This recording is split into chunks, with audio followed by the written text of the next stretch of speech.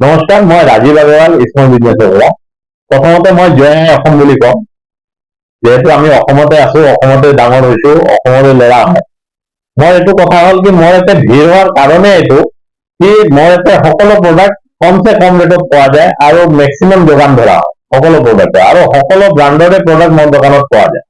যেনেকে ধৰক আপুনি টাটাৰ প্ৰডাক্ট পাব, JSW প্ৰডাক্ট পাব, এই জিন্দালৰো ৰড আছে, আপনাৰ সেল টাইগাৰেৰ ৰড আছে, সকলো ব্ৰান্ড মই মেইনটেইন কৰো। আৰু টিনো আছে, চিমেন্টো আছে। মানে এজন মানুহে যদি ঘৰ বনাব বিচাৰে, তাক লাগতিয়াল যিমান বস্তু আছে সকলো বস্তু আমি যোগান ধৰো, আৰু খুব কম ৰেটতে আমি যোগান ধৰো। সেইকাৰণে আমাৰ ইয়াতে অলপ ভিৰ আপোনালোকে বেছি পায় বেলেগ দোকানত। সম্ভৱপৰ এইটোৱে হয় কি, ধৰক আমি যিকোনো বস্তু ডাইৰেক্ট প্লান্টৰ পৰা আনো, আমাৰ মিডিলত কোনো নাই, মিডিয়েটাৰ কোনেও নাই।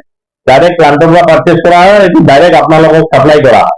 সেইকাৰণে এইটো হয়। আৰু ইয়াতে কি মিস্ত্ৰীৰ কমিশ্যন, বেলেগ বেলেগ দোকানত যেনেকে মিস্ত্ৰীৰ কমিশ্যন বা এনেকুৱা ধৰণৰ বস্তু থাকে, আমাৰ ইয়াতে এইবিলাক বস্তু একোৱেই নাই। যিমানখিনি পাব সিমানখিনি আমি কাষ্টমাৰকে ডাইৰেক্ট ডিছকাউণ্ট কৰি দিওঁ। সেইকাৰণে আমাৰ ইয়াতে ভিৰো থাকে, আৰু আমাৰ ইয়াতে কাষ্টমাৰো ছেটিছফাই হৈ যায়।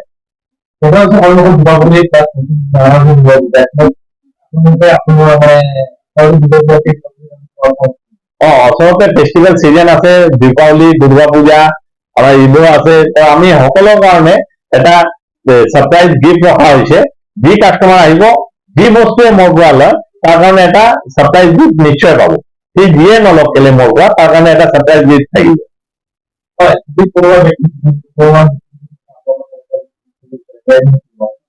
আপোনাৰ মোৰ দোকানৰ পৰা যদি কোনোবাই নিবলৈ বা কোনোবাই আপোনাৰ ব্যৱস্থা কৰিব বিচাৰে, মোৰ এটা টিম আছে, সিহঁতক গোটেই চাপৰ্ট দিয়ে, মেইন চাপৰ্ট, তেওঁলোকক ট্ৰেইনিং দিয়া, কেনেকে মালটো বিক্ৰী কৰিব লাগে, কেনেকে কি কৰিব লাগে, ৰেটক লৈ কেনেকে ৰেট, সেই মাৰ্কেটত কি ৰেট চলি আছে, তেওঁ কেনেকে বেচালে কেনেকে তেওঁ লাভৱান হ'ব, সেইটো গোটেইখিনি আমাৰ এটা টিম আছে, সিহঁতে মেনেজ কৰে।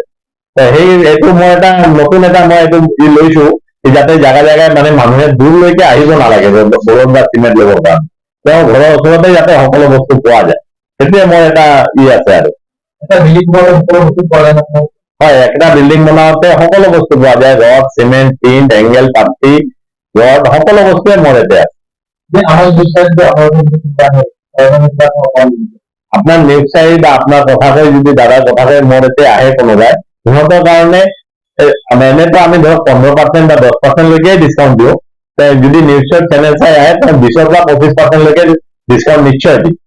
আৰু দ্বিতীয় কথা, আৰু কোনোবাই যদি সংস্থাৰ কাম কৰে বা মন্দিৰ, মছজিদ বা গিৰ্জা বা কোনো সোশ্যাল ওয়াৰ্কাৰৰ কাৰণে মাল লৈ যায়, সিহঁতৰ কাৰণে পাৰ্চেজ ৰেটতে মাল দিয়া হয়। এইটো মই আগৰে পৰা কৰি আছো, এতিয়াও কৰি আছো।